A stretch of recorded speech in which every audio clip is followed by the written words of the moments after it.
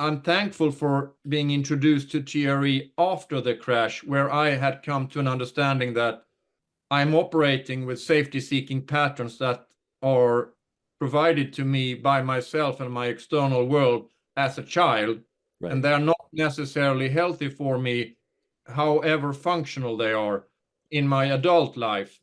And when that has crashed, bringing in TRE actually changed a lot for me, connecting to the body. Welcome to the Redbeard Embodiment Podcast. I am your host, Alex Greene, and I'm on a mission to bring the power of embodiment to people all around the world. In this podcast, we explore how embodiment practices, trauma healing, and knowledge about the human nervous system can help us find our ground, discover new sources of meaning, and create connection in an ever-changing world. The deepest change is embodied change. Hello, everybody. I am excited to be sitting down today for a conversation with Petter Larsson. And Petter is a colleague, and Petter, I consider you a friend. Well, we haven't met in person, but we've certainly been on a lot of phone and Zoom conversations over the years. So Petter is in the very, very south of Sweden, just south of Malmö, Sweden. And I'm in Boulder, Colorado, as always. And Petter and I served on the TRE for All board several years back during the height of the COVID years. And so this was the reason for our frequent meetings when we were serving in that capacity. And Petter has a very interesting background, and part of what we'll be discussing today is how he came to learn about the nervous system and the kind of neurogenic tremoring that comes out of TRE. But his own personal story is he has a very a long career in Swedish national security and intelligence, and spent a lot of time traveling all around the world in that work. And then at a certain point, and he can tell us a little bit about the story, he knew he needed to attend to his own nervous system after the kind of work he had been doing. And that has led him into perhaps a second chapter of his career, where he is the director and co-founder of an organization, a firm that does an advisory firm for risk management, cybersecurity, and information security, based in Sweden and partnered with international organizations, as well as his work doing leadership coaching and nervous system work and stress management work on a one-on-one level. So that's just a little bit about Petter. And Petter, super happy to sit down and hear your story today. I'll just mention one more comment. One of the themes that I'm hoping to discuss today with Petter is he made an interesting comment the last time we spoke, which is that he's has come to learn that stress management is risk management. And in his work as somebody who thinks a lot about risk management in a broad sense of the term, what are the risks for a team or an organization or a country? He has some very interesting thoughts around how stress management should be considered carefully within a context of risk management. And so that's a little bit of one of the major themes that we'll be covering today. But in any case, Petter, happy to sit down with you today. Thanks so much. Very much, Alex, and it's of course a pleasure and an honor to be part of this project and meet you. And indeed, I also consider you a friend. So thank you for that. Now we know. Now we've made it official. That's good. So I wonder if we could start, Petter, with just sort of kind of a basically background, maybe just share, sort of a little bit about your own personal history, a little bit about the kind of work you were doing, and then how you came to become curious about nervous system work and whether that began with tremoring or something else. Maybe you could just share a bit of your personal journey that led you up to the work you're doing now. Yeah, I'll be happy to. And I also understand that this is part of the purpose of the podcast. So I do understand that the invite having me here is, of course, about elaborating a little on a on a fellow traveler in this journey called life, and of course it's unique to me, and I don't express any opinions or thoughts from anyone but myself, of course. So that's a standard quote. But for me, I could make this a little bit complex and complicated, and I think I will do that, Alex. So I was going to say I would urge you to go with the complicated. We want to hear the story. because we are talking about, like you and me and any other human being, it is a complex mix, and also perhaps at times a complicated mix. Sometimes a complex mix, but not so complicated. Let me get into the details. So it would be easy for me to just start elaborating on a career in what we in Sweden would call national security in the first couple of years in the military system, and then moving on into the National Security Service, working with national missions and objectives, but also supporting the international security setting with other countries' security services or whatever organizations. So that would have been the easy thing, elaborating on a multi-year career around that, traveling to places like Mogadishu or Kabul or anywhere in Pakistan or wherever, places in Africa at times. Sure. Apart from working back home in my country, Sweden, or in Europe, with whatever operation or project in a high risk, not so much high risk for me as an employee of that kind of organization, but dealing with individuals who themselves take risks to do stuff for us. I see. So that would be what's called in the collection department of that kind of business. You need to create and foster and manage personal relationships with people outside of your organization, but better positioned to provide whatever assistance or information that is considered needed. And this is, of course, a very close work where you work very close with people under severe stress. They feel that they are challenging their own values for doing things for a better common good or higher good, and lots of variables for them. And this would be very easy for me to talk about and mention stress.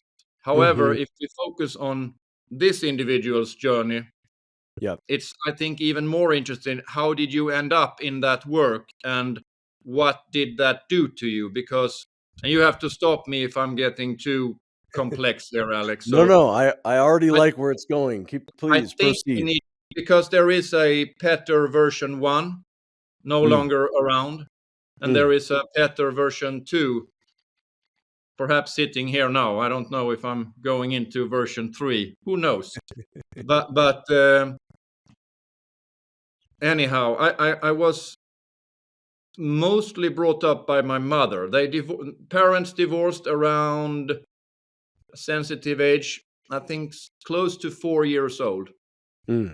So me and my sister, our parents split up, and we had during the whole childhood and the rest of the formative years up to around 7, we saw our father not so much. He was living in another part of the country, and me as the oldest child, definitely I know now that I definitely had an urge to reconnect with the father, so to speak. Sure. Bringing me into a little bit of a mix of a rigid personality and a more enduring kind. Being a little bit afraid of if I show my true emotions or my true reactions, what can happen? I learned to maybe hide it a little, or not hide, but wait a little. It's become an endurance thing, so to speak. the rigidity of the personality would tell me that you need to perform in order to get that sense of safety or love that you need as a child. So Sure. to try to make that short, which is impossible, but I'm doing my best here. That mix of the endurer and rigid personality also creates a young individual excellent in sensing what's going on in the room, what's going on in relationships between adults in the room and Right. adults not yet in the room or previously in the room. So Right. I have a natural, and what you call when a musician is has this natural intuitive perfection in his music work. There's a certain word for that. You have a absolute, in Sweden we call it The perfect pitch in something like that. English. I Yeah, had the perfect perfect pitch when it comes to my homemade word relationeering. Okay. You know, how to Yep. understand relationships and how to navigate in them. So I think this is a short backgrounder comment, because with that comment, I don't think anyone is surprised that I ended up in the espionage business, where relationships are absolutely central in to be efficient and to move mountains in that world. You need to have super skills in relationeering. If you follow me, Alex. Yeah. Right. So I follow you. I Yep. was performing since childhood. What I did since childhood, I know now, was try to reconnect with my father. Actually, he was very much not present, and there were other complex details around his new family, stuff like that. Made me as a young child and as a young teenager really put in an effort to perform and trying to be a perfect child, to fit in. And if I fit in, then I get the love I seek and the attention. Right. This is for me central in the way I look at my young years. Right. Yeah, your And character development, so to speak.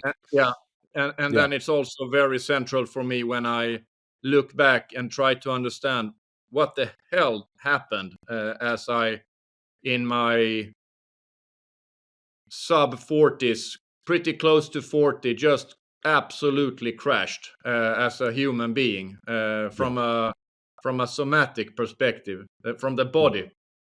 Yeah. Because I kept on like a Formula One car since childhood into the teens, across the teens, through the teens, and up, a young juvenile male.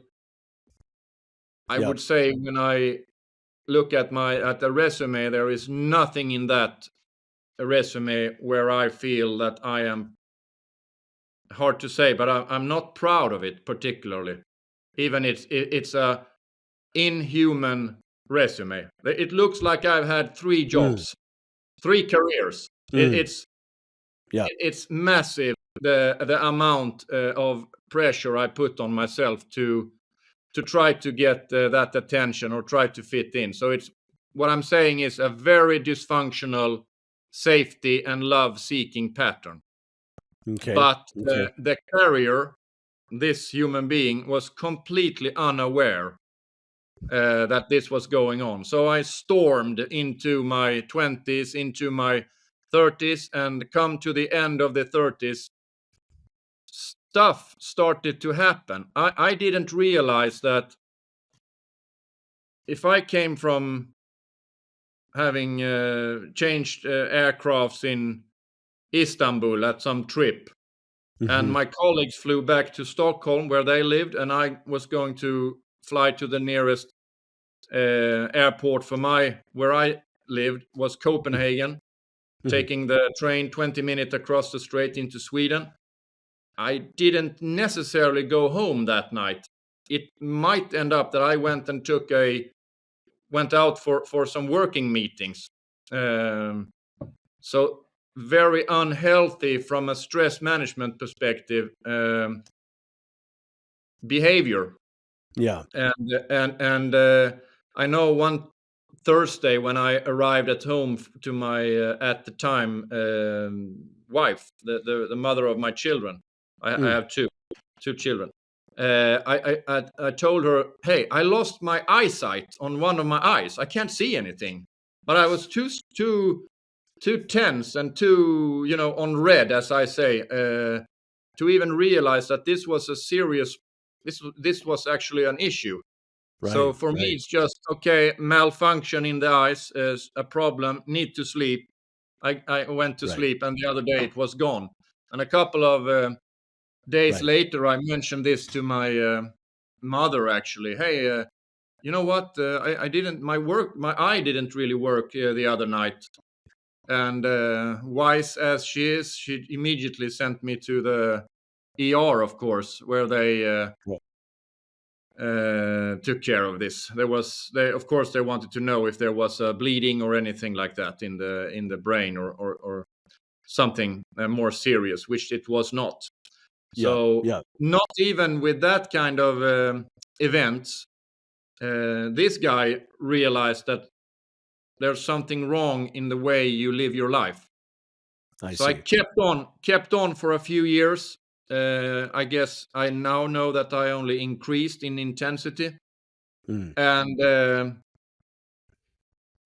I know I woke up I started to my, gut, the stomach, nothing really worked, but I didn't understand why. I know I was under pressure and stress, mostly from myself again. And one morning I woke up really early, took off for the loo, and completely collapsed.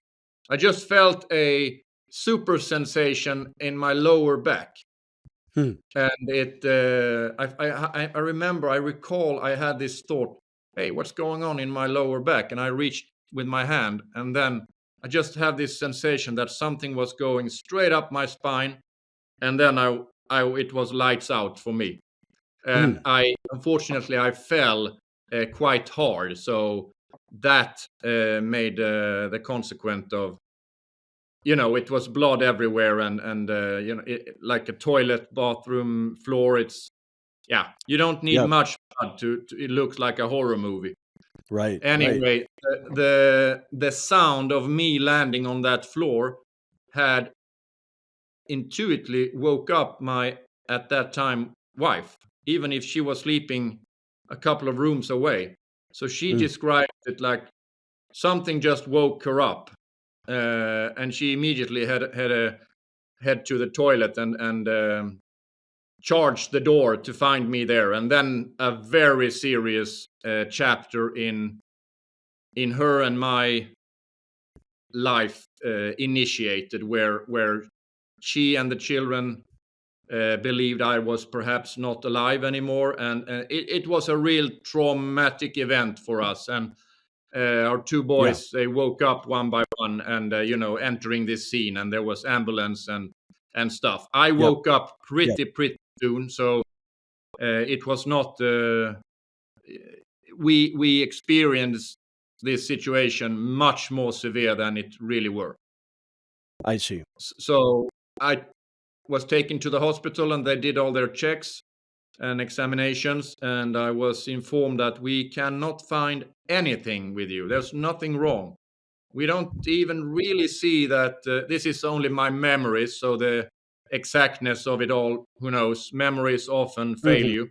But as I recall, the message was, we don't even see clear signs of burnout in you. So we hear that you say you're stressed out and you need to change the way you live your life like this. But from a medical point of view, we just can't see this. So but there's one thing, Petter. We noticed when we examined your lower back that there is a small, more on the in the beauty sector, so to speak. It's something we need to remove. It's not, I don't recall what it was. It's something like a hair or something that has turned around, and it Ingrown needed to be hair or something like that. Yeah. something needed to be removed, but absolutely not dangerous at all. So extreme low prio. In Right. my black and white world, where I was on red, green, yellow, orange, red, was I were operating on red. There's Right. only black and white, friend or threat or not. So I Right. immediately undertook it that they have, of course, lied to me, and I have cancer. I see. Yep. So that was what my system told me, that you definitely have extremely dangerous cancer, and they will remove it, stuff like that. And still Yep. to this Yep. day, I can almost recall and feel the feeling of really high tension I had in my body at that time. I can feel it as we now speak, and I'm glad Sure. I'm glad I'm not there now. So this Yep. chronic tension is doing you no good. Yep. And those months where I waited for that surgical removal of this thing was absolutely horrible for me. That's where I entered and experienced these anxiety, panic attacks, stuff like this, real anxiety attacks. It was absolutely a nightmare. I wish no one to experience a panic attack in full bloom. For me, it was absolutely frightful. It came on me like a storm out of nowhere, and I had zero experience about this. And the strange thing, Alex, is that during all these years in that kind of work, I was always number one in helping other people with these kind of issues. Yep. So with stress or trauma-related incidents, people who got wounded or extremely difficult situations, I was always number one, providing support, providing human relationship, being there. But the difference here is when it was about myself, I was complete newbie. I had no clue. So I know from the education that this whole life event brought me, I entered trainings and various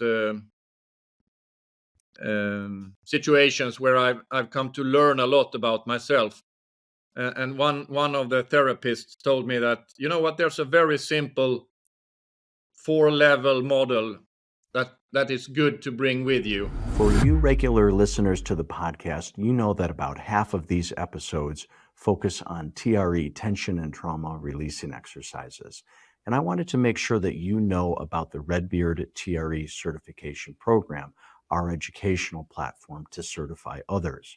And we have both an online version of that I teach, as well as an in-person version of the training that my colleague Ellen McKenzie teaches in Madison, Wisconsin. My next online certification training is beginning August 3rd and 4th, 2024. That's the first of 3 modules. And the way the certification program works is it's about a 10 to 12 month program divided into 3 phases of learning, each with a weekend connected to it, and then some one-on-one work with me and people on my team to support your learning journey. TRE has been a life-changing modality for myself. It's open to people with any background. I wanted to make sure you know about the program. You can find more information at redbeardtre.com. So in relation to yourself and whatever theme you're talking about, in this case, your skill level of taking care and understanding yourself, you could always start by being unaware of your incompetence. And you can operate there for years. And you can if life serves you, you can move up to being aware of your incompetence. Perhaps I entered that phase when I understand that I'm at the hospital now and there is something not working with me. Could it be the physical body, or could it be the way I live my life, or could it be something much more deeper? Right. And then just to conclude that model, the third one, as you already are well aware, being aware of your competence when you have actually learned something around whatever theme we're talking about, and you start to act in a conscious way, but it's not supernatural for you, but you still do it. You're motivated, and you have the knowledge, and you have access to mentors or instructors or people around you supporting you. And then, of course, as you have integrated it, you might move on to the stage of being unaware of your competence, meaning you have integrated a new way of living your life. It's super simple, but there is also some depth to this kind of 4 model. So I love that model a lot. Yeah. And I use it actually pretty much in my normal work. Even if you speak about cybersecurity in a large organization or whatever theme, you have these 4 steps. So so that's what happened, and I waited for the surgery those couple of months, and it was terrifying. It came finally the day where they were going to remove this thing, and I know I was walking around in the waiting area just before the surgery, and there was another man there, and he was absolutely nervous. Can you say frantic? I don't know if that's the word. He was frantic, everywhere. sure. He was everywhere. He was, my robot eyes were, okay, very nervous person, need to be aware. And right. And I didn't really, I also recall me feeling in myself internally that, look at that. Why is he so, why that nervousness? I was in that waiting room, or what to call it, and we were all prepped up for surgery. Him and I, we had 2 different tracks. And I realized this is a super nervous individual. Right. And now it's a bit funny when I look back, feel and think back about the situation, because obviously I was, again, super unaware of my own incompetence in relation to this. Right. So he was seeking contact with the nurses. I heard him say to her that, or to them that, hey, I'm super nervous. I'm not comfortable. He addressed his emotions. Right. And for me, I was like, okay, look at this guy. And they were giving him something to calm him down, I guess. And then it was time to enter the room, the surgery room, for me. Right. And coming in, I recall I said hello to all the staff. Of course, it was one of those instances where there were students from the medical training, right. Beautiful girls in my own age, of course. And I was having this surgery in the lower back and more. So they put me on this, on the bed. And before that, they connected me to these heart sensors. I see. And at that time, I had been a bit primed because the previous round of examinations, a couple of months before, every night was the single thing, because the hearts and these sensors they put on patients, they fired their alarm every night around 2 or 3 in the middle of the night, because my pulse was going too low, below some kind of threshold they had in that apparatus. I see. And every night a new team of nurses came bursting into my room at the hospital asking if I'm okay.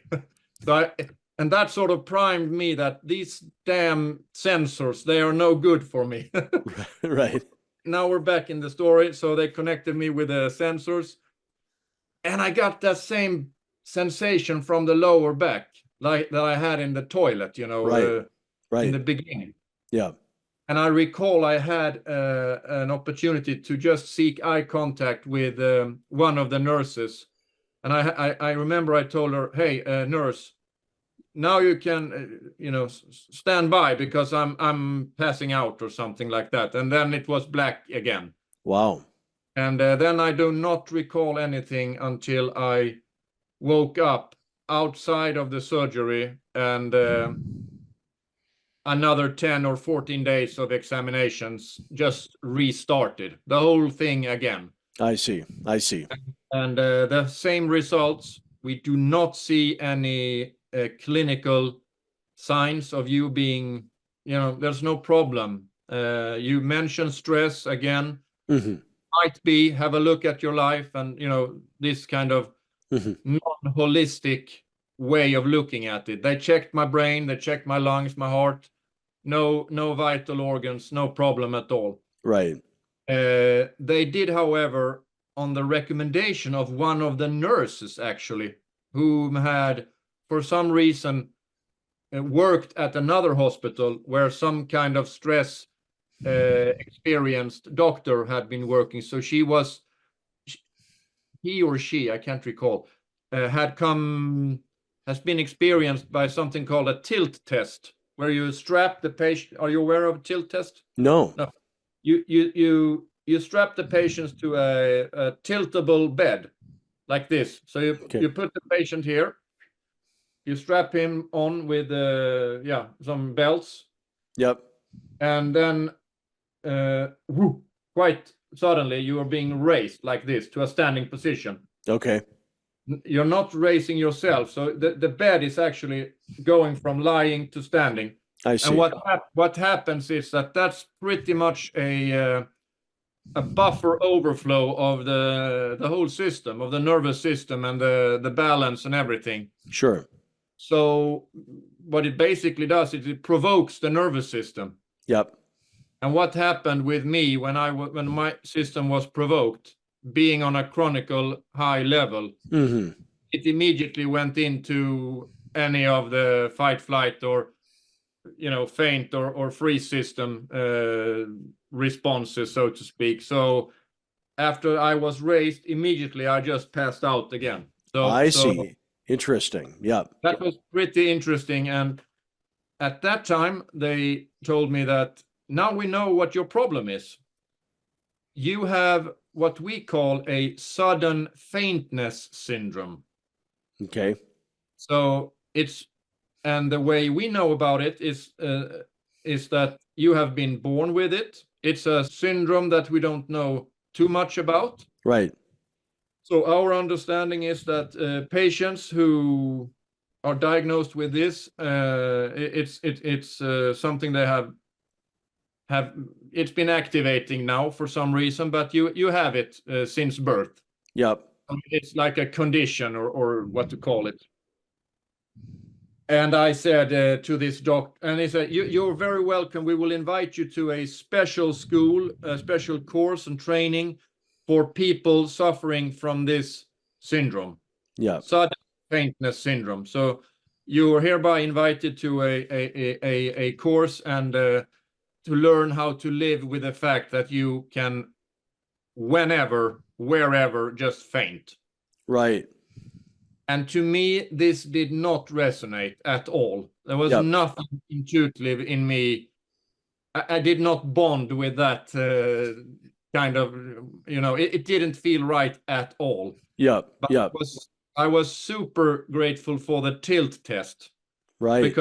Because what the doctors didn't know was that the second time I ended up in the hospital after that surgery, some military colleagues, very much senior colleagues and instructors, reached out to me. Well, not in plural, one, and then another psychologist from another, from my previous network from my career, sort of, for reasons I don't really recall. I cannot really understand how they were informed, but good for me. They reached out, and I was actually taught TRE on lying in the hospital bed for those 2 weeks on the second interval. Interesting. So I was sent videos of WhatsApp videos, and hey, Petter, as soon as you're medically cleared, Right. let's do something. And he introduced me. It's a very near and close and warm friend. Right. Now. So I cannot say how much I appreciate that he reached out. And I really can't really explain how it happened, but some things are just meant to be. Right. So he actually trained me applying TRE by sending videos to me, instructing me how to do it. So I did that lying in the hospital bed. Right. Putting a lot of question marks on the nurses. They didn't really, what are you doing? Lying and vibrating and everything. So that was, but for me, you know what, Alex, the feeling I got from just starting to performing this exercise was something completely new. Right. I started to get in touch with, I definitely moved from the lowest step on that 4-step, the model that brought me upwards, and I connected somewhat with new emotions, and I of course I was a super amateur in leading myself at the time still, but it's very, very high impact on me, also on a cognitive perspective, because what I did get in that initial phase was space, sort of, within myself. Very flimsy way of saying it, but I can only say that this powerhouse I had in my chest that had driven me during all these years. Right. After initiating this exercise pretty soon and pretty clear, that calmed down, at least for a minute or two. Right. And that resonated with me a lot, I can tell you. But my human body was urging for more of that. Right. So Right. Interesting. Yeah. this is what I did. So back to the tilt test, given the diagnosis of sudden faintness syndrome, which I didn't believe for 1 second. I recall into myself, within my own inner dialogue, I just said, this is absolutely impossible. I've been roping down from buildings. I've been doing a lot of things in a very pressurized environment. Right. Having worked, and it's always worse during trainings. Yeah. Never a problem at all. So them telling me that this was with me from my birth, and I had, probably suffered from this before without even knowing it. It didn't feel right. Didn't ring true at all. Yeah. So I never went to that faintness course at all. I just ignored it. Yeah. And I focused. It reminds me of for that experience of sitting up and then fainting. A term I hear a lot is vasovagal syncope. That's one sort of, and then also this POTS, postural orthostatic something. I forget at the moment, tachycardia or something. Yeah. But no, it's the same. I would say it's definitely in the same page of that book. So you just have to be patient with my non-clinical terms. Yeah. But I've worked with it a few times, and I've never heard the description where they believed it was present from birth. I've always understood it to be something that developed, usually as some form of burnout or stress response. And but it's interesting that they gave you this idea. Yeah, but we also need to bear in mind that this was many years ago. Okay. So we definitely have to say that this was before a lot of fascinating research the last few years that I they see. didn't have access to. I So, see. Yep. and also in a hospital where they did not have a holistic burnout clinic or anything like framework. Yeah, I understand. Yep.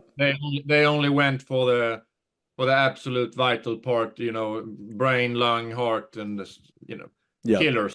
So I think we have to say that otherwise it wouldn't be fair. Okay. How I didn't really believe in that. So I at that time I was absolutely convinced in myself that this is a stress management issue. I do not take care of myself, and there is not only am I living unhealthy, but believing I'm living healthy. Right. It's also my safety-seeking pattern, my motherboard as an individual. Yeah. Made me ask a lot of questions. Typically, as you know, this is typical for many of us who have been down the line of some kind of burnout or whatever. I typically don't like the word burnout, even if it's super common, because it implicates that I think a burnout is extremely unique for each individual. I see. So I think it simplifies a little, because I do know from my work after this life-defining moment of mine that there are fellow humans that never leave this first step of being unaware of their incompetence. So they repeat a burnout process maybe 4 or 5 times. Yeah. Only a few years separated. Right. And that for me is a bit tragic. And I Right. understand luxury I believe I had in encountering these experts, providing me this support network at the right time and everything. So I see. yeah. So basically that was when I encountered the modality TRE, actually. Yeah. And it stuck with me for a long time, and I was very active performing the TRE. And I think it's typical, but in my personality, I did not care 1 minute about the recommendations or doses of TRE. I was a heavy consumer. All right. Yeah. Well, that's what. And I think it's very important to say to your, of course, super competent listeners and Right. participants of the podcast, that this is typically one of the comments that's unique for me. Right. I think it's important that you follow the recommendations for TRE, so it doesn't become an overwhelming situation, stuff like that. But this individual, in my personality, it's just to hell with all that. I do this now 1000%. Yeah. So that was my story too. I won't go into my story, but that I always joke with my TRE students that you can definitely take this to some extremes. But what's interesting, that the rule of thumb that we give now, it's worth sharing. The rule of thumb that we offer for beginners is to pace we do provide some guidelines, typically for the first month of practice or the first dozen sessions approximately. Ideas like not going more than 15 minutes and maybe more than. So we are sort of conservative for that onboarding period, so to speak. However, what we typically say is, once you've gotten through that conservative onboarding period, you will have learned quite a bit about yourself, and you might learn that you might even need less than the recommended dosage, or you might learn that that was fine, and in fact you're craving much more longer sessions or more frequent sessions. And then this is true for Dr. Berselli as well, sort of this idea of, at a certain point, you are your own best judge. This is your nervous system, your body, and so go ahead and use it in the way that's correct for you. So that's what I hear from your story here. No, I completely agree, and that's where I sort of have landed, that I don't know if it's a consequence of me doing this exercise so extensively over the years, but or if it's been, or if it's actually become some kind of, I've been primed to perhaps do it myself. But these days, I will continue the story in a minute, but these days I do it pretty rarely, not so often. Right. But I have this understanding that I want to do it more often. Yeah. But I'm not. Yeah. On the other hand, it's the vibrations and can actually start on their own. I don't have to lie on the mat. I can just sit at the meeting and feel that, okay, now tremors it would be nice to tremor, and then it starts to tremor. I see. And that I don't, and it can also be if I get tensed, or if I, for some reason I'm afraid, or I become scared, or whatever. Pretty soon after that instance, I can start to tremor for just a few seconds, and then it's off, and I'm not at all in that situation again. If that is what we in Sweden call sugar pills, or if it's an actual effect on my system, right, I do not know, will never know, and I honestly don't care, because it's really, I welcome the tremor when it happened. right. So could be you're driving a car, and this of course doesn't happen every day, but say that, super brake, close call, 100% I will start to shiver a couple of seconds, and then it's gone. Yeah. And this I welcome, but to be fair, I don't know if it's a learned behavior, in a way unaware, sort of, or if it's actually,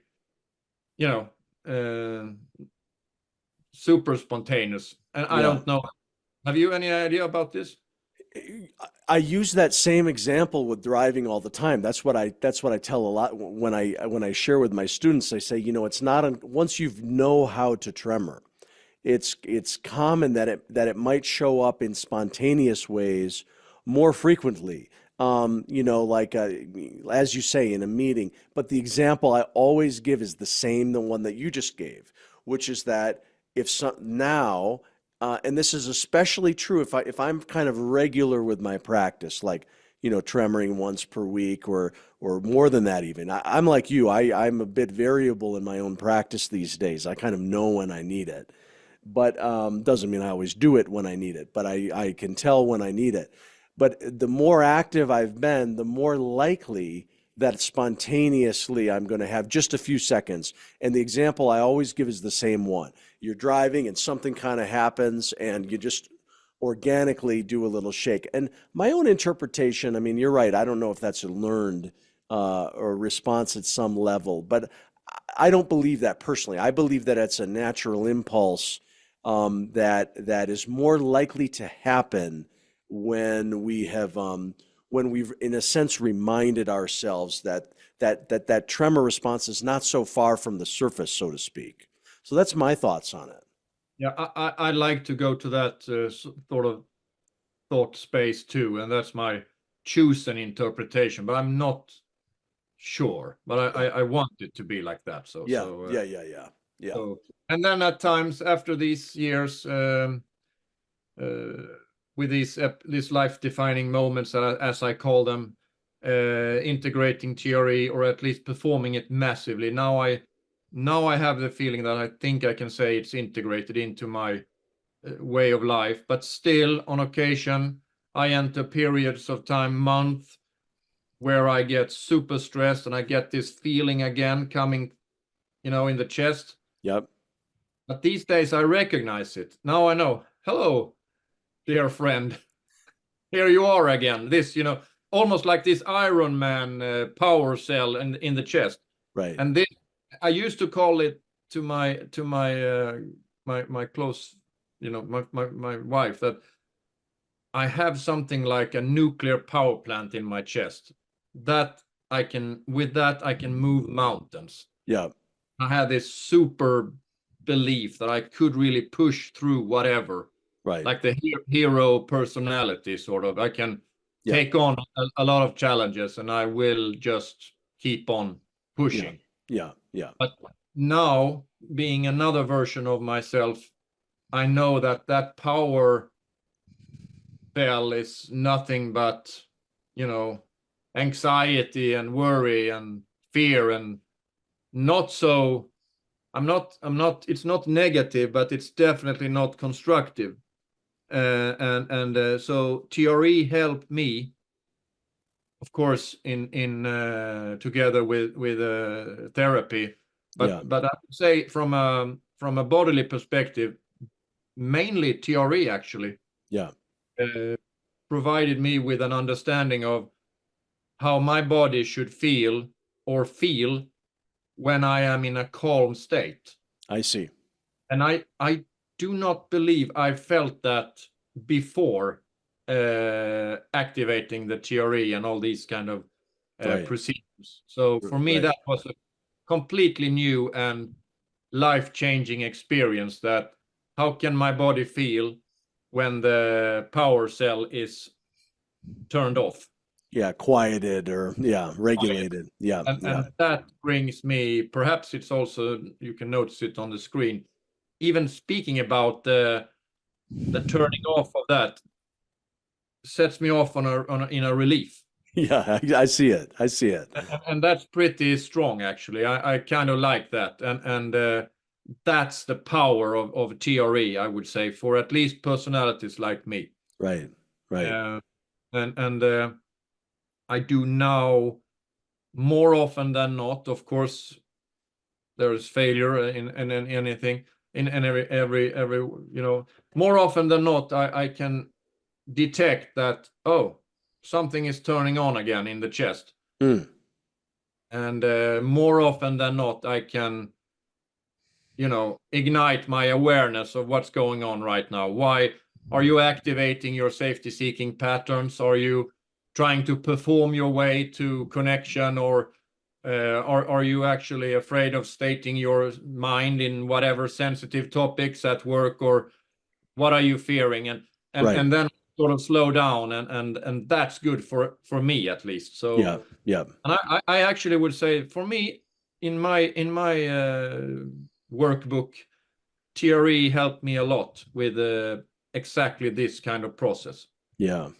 That's one reason why I at times feel that I want to have more of TRE in my life, but I'm a little bit on a journey where I right now in this actual year is going on a little bit high tension journey again, a little bit up. So I am aware that I need to try to slow down and all this self-talk, but it's really not happening. So we'll see what it's No, a journey. We're all going up and down. It's a journey. Well, if you're okay with it, let's shift the conversation. So, I mean, to me, that's I knew maybe 10% of that story from, I knew some of those things, but to me, it was fascinating to hear some of these defining chapters. And this was such a good explanation of how you learned that there was something going on under the hood, as we say, and then developed some major insight around it, as well as a tool, in your case, tremoring, that would certainly provide a regulation, and the awareness goes with it. So I loved hearing that story, but I'm wondering, let's shift the conversation, if we can, to your view, how you apply this to others, because of course, you're a TRE provider. You're also, doing this advisory work. That might be what the stress you just mentioned is, because you're sort of a startup advisory firm, if I understand it correctly. But I'd love to hear your thoughts. You've learned a lot for yourself personally. What's your sense of the application of this to others? How are you supporting others to develop some of this awareness? How do you see stress management being important within leadership or organizational context. I'd love to hear your thoughts on that. Yeah, and it's of course absolutely strictly personal thoughts, but that I have to answer it in two parts, or at least parallel tracks, because one, not going back to the other topic, we are hitting a new chapter here, but you know what, Alex, I had these endless bookshelves of advanced books in psychology and stress and trauma and everything. As I mentioned before, I was super focused on the other person. Right. Working, helping, adjusting. And I was in a professional role where my work was to engage in other individuals, trying to motivate them to provide assistance to our security system, whatever it could be. Right. So I picked and choose from a variety of professional sectors around me. Could be headhunters, psychologists, psychotherapists, could be stress and trauma coaches, whatever tool, theory, experience, or I had the privilege of listening in, tuning it, stealing it, sort of, and integrating it to an optimal method to convince another person that you need to do this for us now. I see.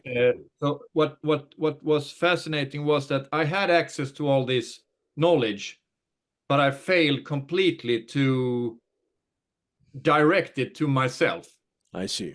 I was completely consumed by understanding the other individual, the other end of the relationship. Right. I see. I think that's an important background comment for me to be able to answer your follow-up question, because I'm not sure that TRE would have helped me if someone had tried to provide it to me 2 years before the hospital.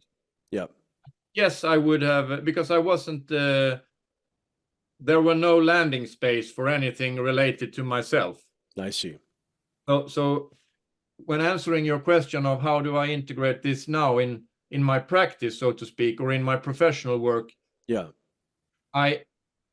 it has given me an understanding of the dimension of the body that I didn't have before, and it has increased my understanding of myself, spiritual, mentally, and also emotionally, but very much also physically.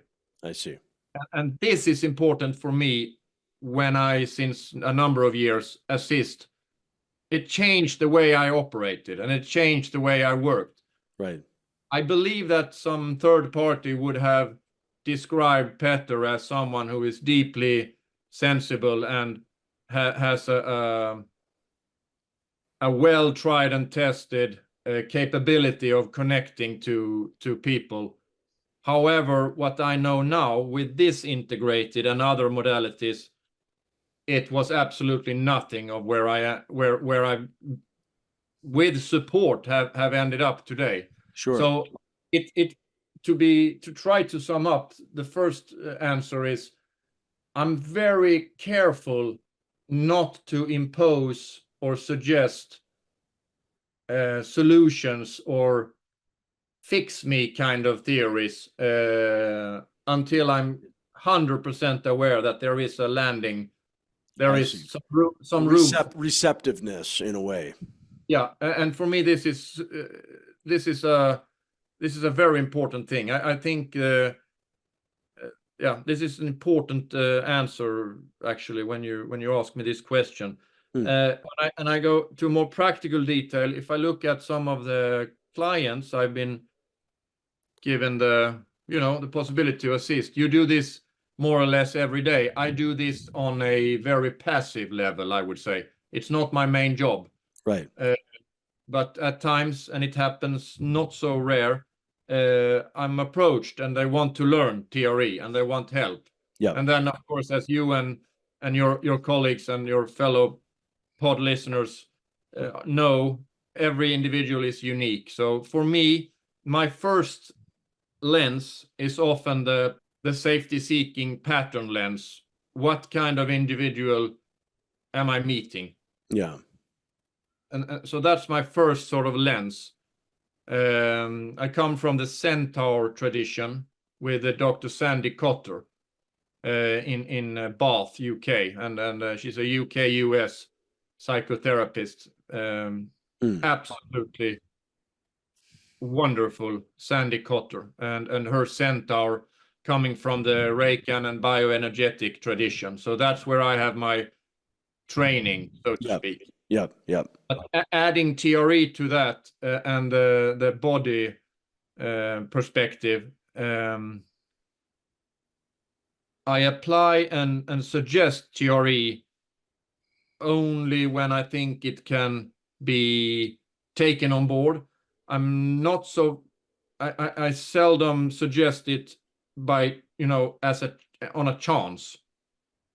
I've met a few individuals who have this super controlled behavior, high level of control in their way of life and in their body and their self-image. Right. I've learned that TRE is you have to work with other things to prepare them for TRE, because it's all about control in a way. Yeah. And the TRE, to be really successful, you are in a way learning to lose control. That's right. And so that's sort of one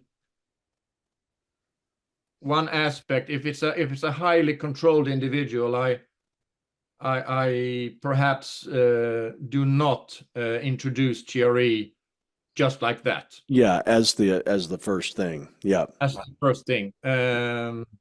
So that's, well, one thing for me, I've learned at least. Yeah. How can we integrate it? Then I do it at a yoga studio, where I have performed it at the yoga studio. We have since moved, switched where we live, so doesn't happen anymore. And that's a fascinating way of providing TRE, because even if you have a small chat with all the participants before they enter the room, you really can't check, into detail who is actually lying on these mats. Right. What do they carry? Right. So you really need to be cautious and careful when providing for even small groups. And I think it's very important to be careful here, and lots of check-ins and also pay close attention to all of the mats. And it's very good if you can have a second assistant or an instructor also well trained. So that's for sure one thing. So do I integrate it into my everyday work, which would be advising leadership teams or managers on modern and digital risk? Not so much. Would I like to introduce it in some kind of program where we assist? Yes. Is there a landing strip for this? Who knows? More now than before, I would say. Right. Sweden, where I live, it's definitely a topic on the rise. Right. What topic, you wonder? The topic of release. Yeah. There are definitely among C-suite individuals, organizational leaders or strategic leaders of sorts, a narrative about getting that small, super focused release from tension. Right. Here, I think perhaps TRE could be something, but we're not there yet. So, right. Perhaps who knows? I think, for instance, my Ulrika, the woman I love and live with since 5 years, she's now setting up a hot yoga studio or a wellness center in our village here, where we will provide TRE. Great. The angle of her studio will be much more of a functional wellness profile.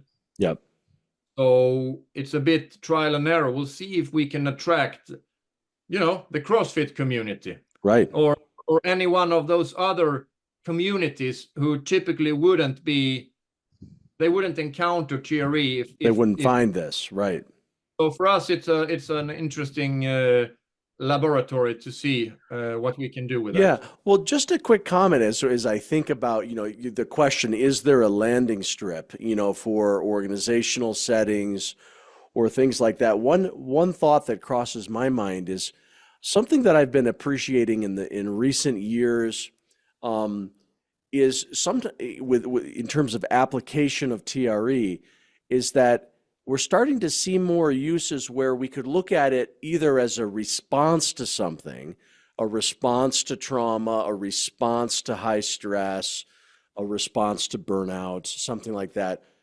And we could also look at it as not as a response, but as a preventative. So a proactive or a preventative approach, maybe in the spirit of resilience building or capacity building.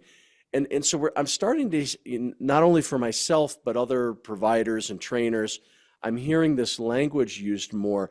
And I find that it's resonating with some audiences, and podcast listeners here will know we've spent, over this past year, we did a project where we trained a number of TRE providers at the New York Fire Department, one of the, world-class fire department in terms of their training and education. And part of the feedback that we get is, yes, they love to, for people who've had, who are at risk of burnout, or it's been very powerful, but their belief, as they now implement it into their basic training for all probationary fire department officers, their hypothesis is that this will develop a resilient skill that might actually prevent or give some people some nervous system awareness and tools before there's a lot of impact. And I kind of like thinking of it that way. So I kind of wonder if you've thought about that distinction a little bit. Yeah, I have, definitely, especially in my own case. You have to remind me also of another client, but please help me remember that. Sure. So the other thing, again, if Petter version 1, if it's okay to say that, not being too self. No, I think that's a good way to say it. So if I, for some reason, had learned TRE before my crash, right, but sticking to the same safety-seeking pattern in my motherboard as a human, right, the way I operate on a deeper level, yep, adding TRE to that would most likely have extended. I've been in that way. I've most likely have been more resilient in a way. right, But still on an unhealthy track, if you follow me. I see. So that would have brought me, perhaps, or most likely, another tool to keep on going and endure even more. I see. Yep. That would be my spontaneous. So, but I'm thankful for being introduced to TRE after the crash, where I had come to an understanding that I'm operating with safety-seeking patterns that are provided to me by myself and my external world as a child, right, and they're not necessarily healthy for me, however functional they are, right, in my adult life. And when that has crashed, bringing in TRE actually changed a lot for me, connecting to the body. Right. If that's an answer, Alex. Yeah. No, I think it's a really interesting question. Is if you did the preventative use, is there a risk of it just becoming a strategy that enables continued? Does it just delay? And in your case, it sounds like that easily was a risk. My guess is maybe not everybody. There's probably a both and here, in a way. And then going back to the other question, because now memories come when we sit and speak. I have had a few clients where they've been victimized with absolute severe traumas, as a really hard traumas coming in, bam, like that into their life. Right, right. Not necessarily, sexual assault or anything like that, but super hard events for them. And I recall one individual not too many years ago. I think actually it was just last summer. Well, stressed brain, no sense of time. But there was a very tough situation in the family involving potential death. Okay. And it also, there was a bridge also to the childhood. Okay. So there was a bit of a complex situation, but the actual traumatic event turned on a light in a certain room in that personality. I see. Both the past and the absolute horrific present. I see. In that case, in those super acute cases, now when I look back, I think I had not so many of these, but perhaps 3 clients, really tough situation, where I actually have decided to move on with TRE almost instantly. And it all worked extremely well, bringing them down to a level of vibration within themselves where we can actually communicate orally, but I can also connect with them. There is something to connect. It's not chaos. Right, right. In a way, TRE have helped me to provide a sense of order in the other person, so I can connect. Right. Sure. So in those 3 cases, I would say that was the first thing we did, actually. Yeah, interesting. And I would most likely do that again in that kind of extreme scenario. Yeah, no, I'm reflecting on my own experience, and I'm a little similar to you, which is that part of my role, TRE and tremoring fits within, several other tools that I work with, and I'm continuously sort of evaluating, usually by instinct and often in collaboration, with the person, but in a way intuiting, well, what's the right starting point, and sometimes tremoring would be too much too soon, and so there's a laying a foundation, or there's other things. But I'm in agreement with you that sometimes it's like, no, there's something that will be very efficiently processed and re-regulated using tremoring. So I like hearing your own example, and then this idea of connection.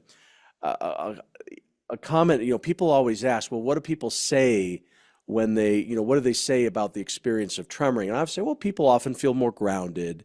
They often feel this way. But for a while, I was running groups, and where I would always ask everybody in the room what their response was. And I started to keep a list of sort of some of the most common sentiments, and certainly relaxed, grounded. These are common terms. But probably right up there at the top of the list was, I suddenly feel, when I came here, I sort of felt separate. Now I feel like I'm part of a group. Now I feel that I can connect with the people around me. And I found that very interesting, that there was sort of this, that so commonly tremoring as a process could in the space of 45 minutes or less, create this kind of a shift where suddenly we don't feel like a solo in the room, so to speak, but we can feel the others that are there. To me, that's a very interesting thing. Yeah, I would say for me, it's the power strength of TRE is when I combined it in a one-to-one coaching session where we're going pretty deep, so to speak. Right.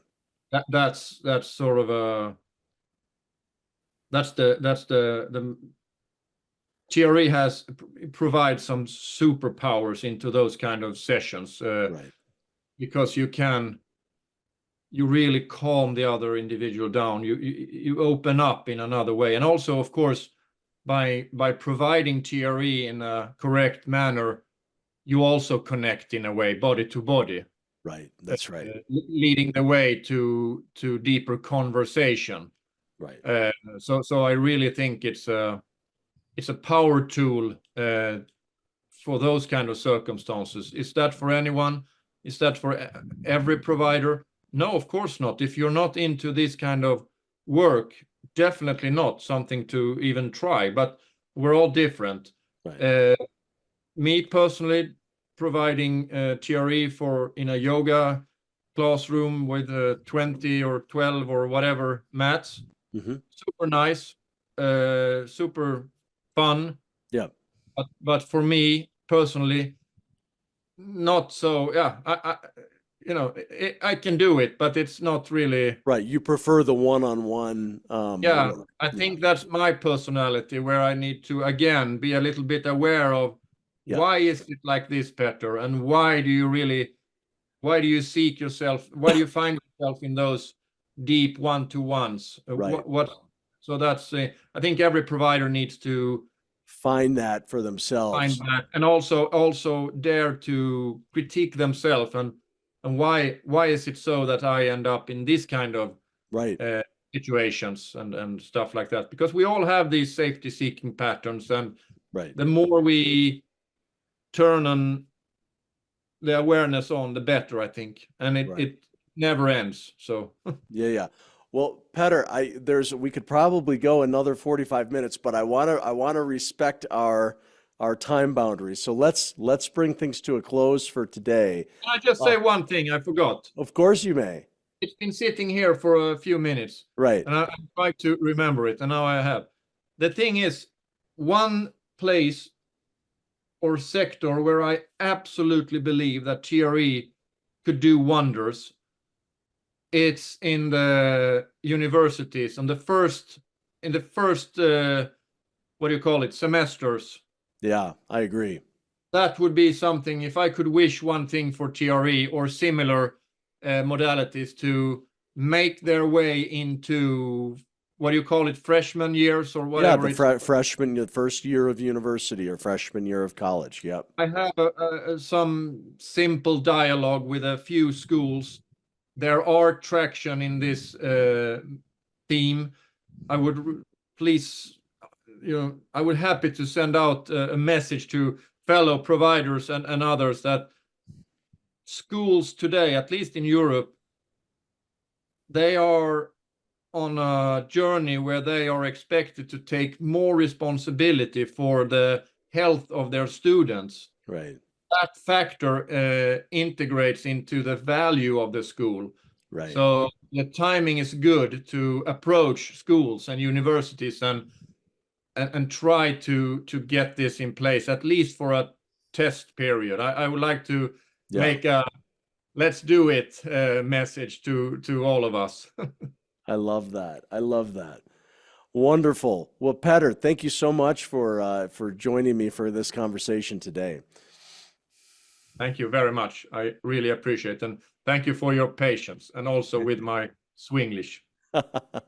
Thank you so much. Thanks for listening to today's episode of the Redbeard Embodiment Podcast.